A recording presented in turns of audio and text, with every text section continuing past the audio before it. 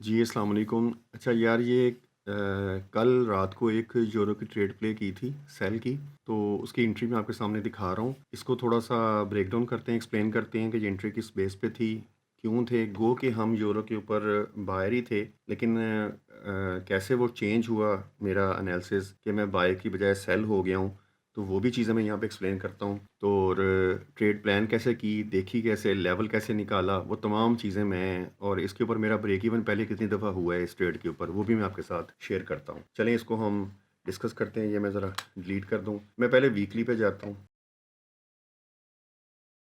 अब वीकली के ऊपर मेरा जो की लेवल पड़ा है ना वो नीचे पड़ा है और एक वीकली का की लेवल मेरा ऊपर पड़ा है।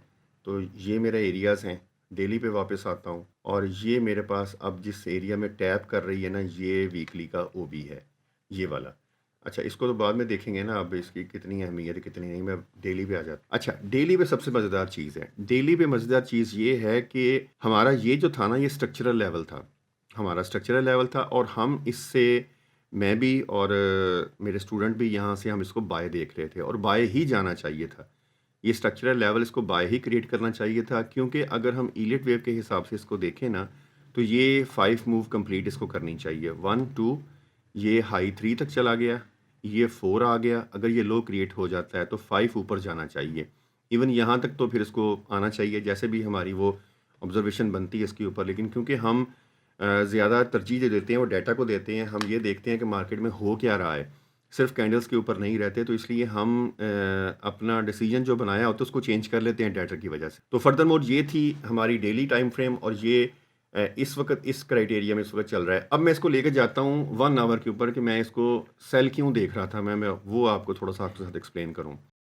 सबसे पहली बात ये कि जो रीसेंट प्राइस जिस एरिया के अंदर स्टक है ना, ये डेली का ऊपर लेवल पड़ा है। इस लेवल में प्राइस को जाना चाहिए था। प्राइस ने जब ये डेली के लेवल में यहाँ पे टैब इन किया है ना, टैब इन करने के बाद प्राइस ने ये मोमेंटम के साथ एक लेग बनाई है। 1 2 3 की एक लेग क्रिएट की उसने। जब ये लेग 1 2 3 क्रिएट की है मार्केट ने, उसी वक़्त आप देखें कि अच्छी खासी बाय मूव क्रिएट हुई। अब इस लिहाज से अगर ये बाय मूव क्रिएट हो चुकी है, तो ये मेरा पॉइंट ऑफ इंटरेस्ट है। और यहाँ से मैंने बाय प्लान करनी थी और ये अगर बाय यहाँ से निकलेगी तो इसका टीपी, जो स्टूडेंट हैं उनको पता है कि ये इसका टीपी बनता है। ये मुझे बताने की ज़रूरत नहीं। उनको पता है कि ये इसका टीपी बनता है और यूरो को इस लेवल पे जाना चाहिए था। अच्छा, अब मेरा अगला क्वेश्चन आप सभी से, मतलब सबको मैं दिखाना यही चाह रहा हूँ कि अगर मैं इसको इस तरह देखूँ, तो सिंपली प्राइस ने ये टीपी की तरफ नहीं गई और बल्कि ये मूव सेल में क्रिएट कर दी है। हम इसके दरमियान भी ट्रेड्स प्ले करते रहे हैं, इस लेवल से प्ले करते रहे हैं, इस लेवल से प्ले करते रहे हैं, लेकिन वो क्योंकि अभी तक क्लियर नहीं था। क्लियर कब हुआ वो मैं आपको बता देता हूँ। मैं कब क्लियर हुआ सेल पर, सेल की तरफ मैं क्यों क्लियर हुआ।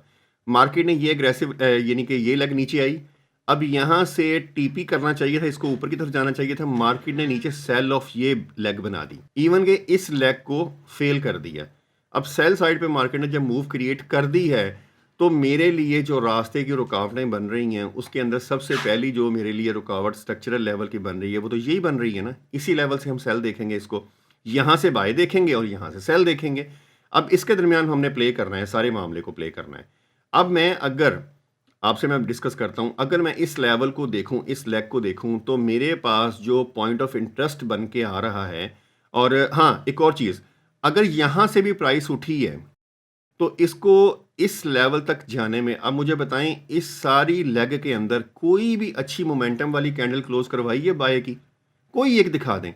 सेल की कैंडल ये देखिए, जिस तरह ये बाय की कैंडल है, ये बाय की कैंडल है, ये बाय की कैंडल, पता चले कि बायर्स मौजूद है मार्केट के अंदर। कोई एक कैंडल दिखाएं मुझे इस सारी रेंज के अंदर। कल हमने बाय ली है यहाँ से, साजिद ने आई थिंक बाय ली है और बिल्कुल उसकी एग्जीक्यूट, बहुत अच्छी ट्रेड उसने एग्जीक्यूट की, बिल्कुल लॉजिक के मुताबिक की। तो ये बिल्कुल क्राइटेरिया सही बनता था। लेकिन मैं सेल इसलिए था कि मेरी ये फॉर्मेशन कंप्लीट हो चुकी। ये वो समझ गया स्टूडेंट, क्यों मैं क्यों कह रहा हूँ फॉर्मेशन कंप्लीट हो चुकी, ये इसको फेल कर दिया इसने।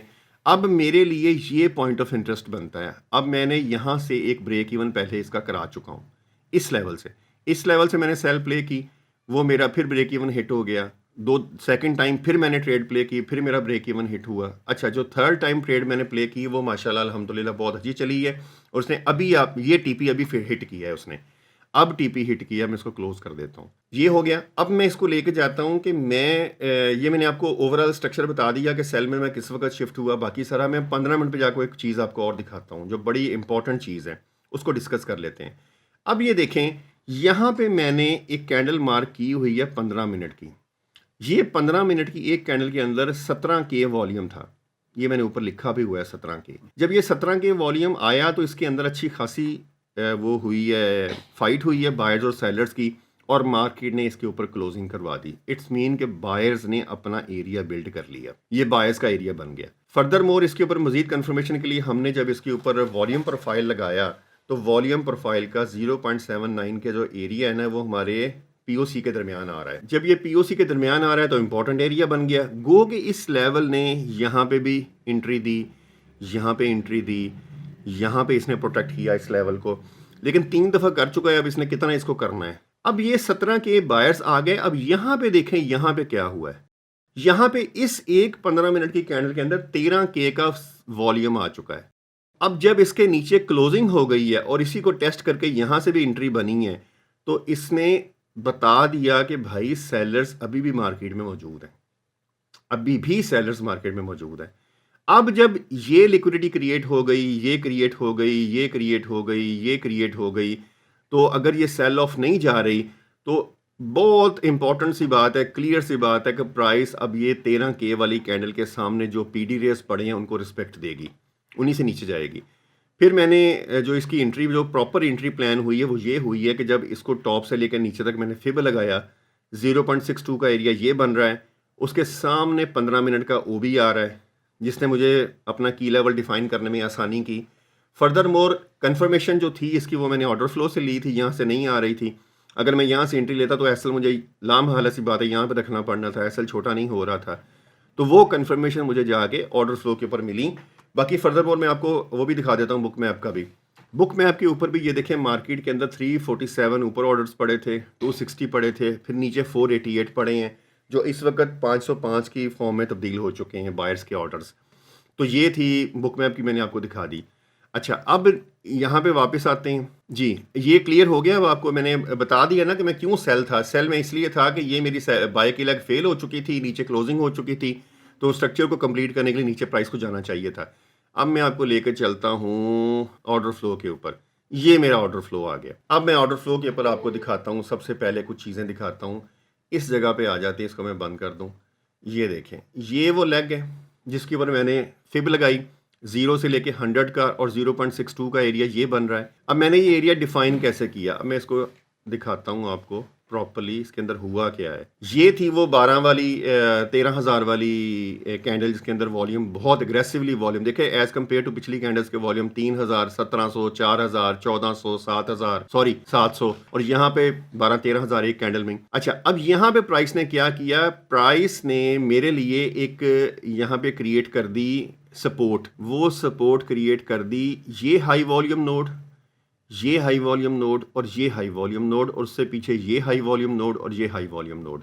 बाकी ब्रेकआउट वाली कैंडल में कोई हाई वॉल्यूम नोड आपको नहीं मिल रहा, इसके अंदर भी कोई नहीं मिल रहा, या फिर वो ऊपर ये लेवल पड़े हैं, या फिर प्राइस वहाँ पे जा सकती है। इसको भी कंफर्म करने के लिए मैंने यहाँ पे अगर मैं लगाता हूँ ना इसके ऊपर वॉल्यूम प्रोफाइल, तो ये वॉल्यूम प्रोफाइल का एक ये एरिया और एक ये एरिया, यहाँ हमें सेल की एंट्री यहाँ से मिल सकती है, यहाँ हमें सेल की एंट्री यहाँ से मिल सकती है।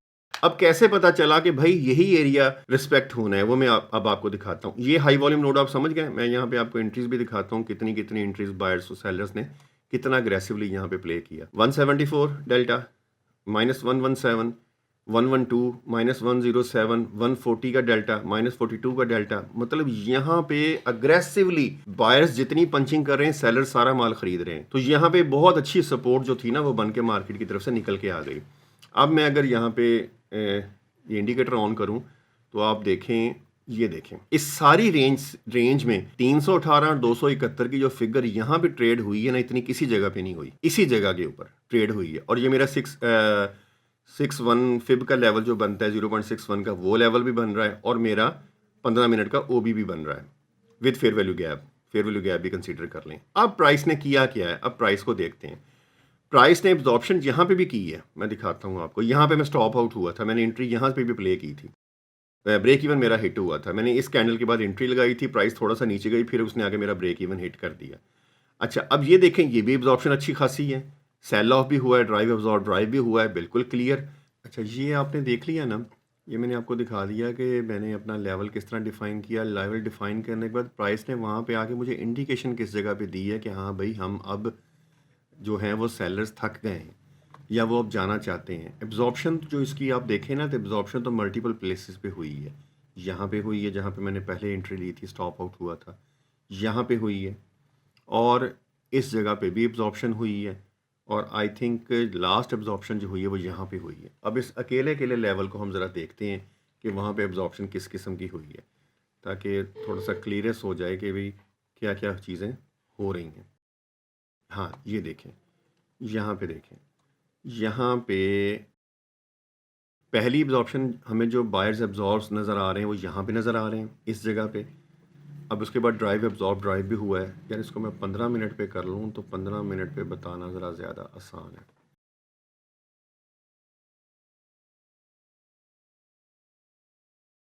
अब ये देखें, सबसे पहले जो एब्ज़ॉर्प्शन हुई है ना वो यहाँ पे हुई है। 144, 149, 91, यहाँ पे इसने ड्राइव भी किया, 5 मिनट पे ज़्यादा क्लियर था।